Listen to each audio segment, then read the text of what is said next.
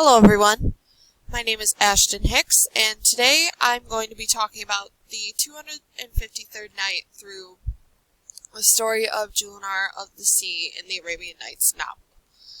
Now, you can see that I have one thing highlighted. The quote I have highlighted is, "She rose one day, and going down into the sea, headed to her mother's palace. When her mother saw her, she rose to greet her, embraced her, and kissed her, as did her cousins." Now, the reason I have this highlighted is because I thought this was an interesting way to represent how the family, although they are separated by a land barrier, they are still close together and still united. Especially this speaks to the way kingdoms actually were tied together through the marriage of Queen Julnar to King Badir's father. I think it's Bader, it could be Badir, I'm not sure. And I thought that was really important.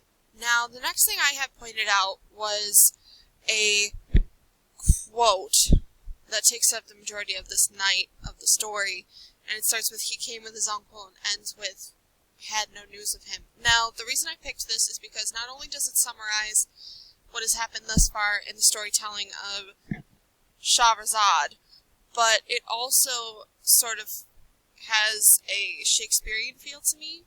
Now, I understand that Shakespeare was written a lot later than this, so maybe he pulled his inspiration from here. But, the reason it feels Shakespearean is a lot of times in Shakespeare's work, there is a character, whether it be a woman, man, the narrator of the entire story, that actually is, the one who summarizes what's going on. Now, the history behind this was because not everyone could see in the theaters that these plays took place, so there was always a character who would summarize it for the people who couldn't see what had happened thus far, or people who would come in late, that sort of thing. And that's what this felt to me, because yeah, we're reading along, but we don't actually have a succinct summary of what has gone on until this point. Now, the third thing that I have underlined says, "Oh, mother, I am worried about our kingdom, for I came to you without letting anyone know, and I fear if I tarry, someone may maneuver against us and take the kingdom from us. I have no choice but to go back soon and manage the affairs there until the Almighty God resolves the matter." Now, Queen Julnar is the one that says this, and I thought that was interesting because it's very unheard of for a woman in the Middle Eastern literature that we've read, as well as any sort of power structure this early in history, being in charge of something like this. Now, the fact that I also have written here, the leave of Badir equals mother temporary ruler, that means that the hierarchy of power has a woman next in line. And I thought that was very interesting to point out. What else do we have to discuss?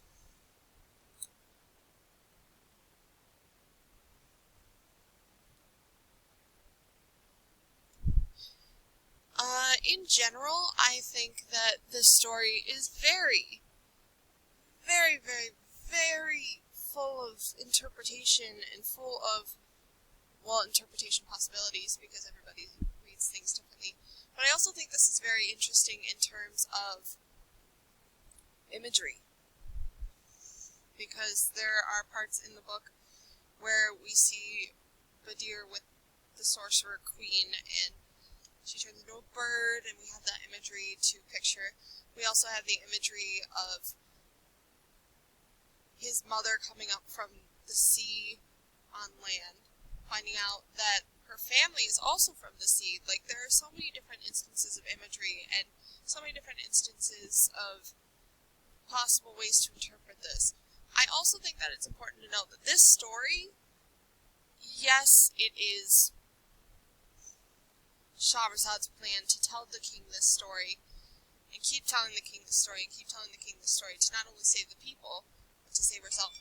And I really think it's interesting because she ropes her sister into it, and the sister goes along with it, and I think that's definitely a fascinating tale to tell.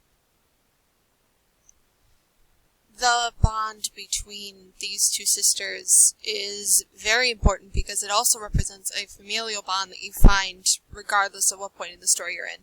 From the king to Queen Julinar, and Queen Julinar and the king to King Badir. And then Queen Julinar with her family, King Badir with his mother's side of the family, as well as the family he makes along the way, and the sorcerer in the town with the witch queen. This entire story has a big feeling of familial bond, as well as a big feeling of a long epic, which I think is very interesting, considering the idea of epics isn't really something that you hear of, necessarily. In relation to the story of Julinar and the Sea, at least not that I've heard particularly. Now, to wrap up, I think this was an interesting read, and I really think that looking at this with a more critical lens has shown that there are multiple aspects of this story as more than just face value. Shahrazad is postponing her death, as well as the deaths of multiple people from the king, and then just a story of King Badir and his travels. There are a lot more layers to this, and I think that's definitely something to look into. Alright, well, thank you for listening, and I look forward to reading from all of you. Goodbye.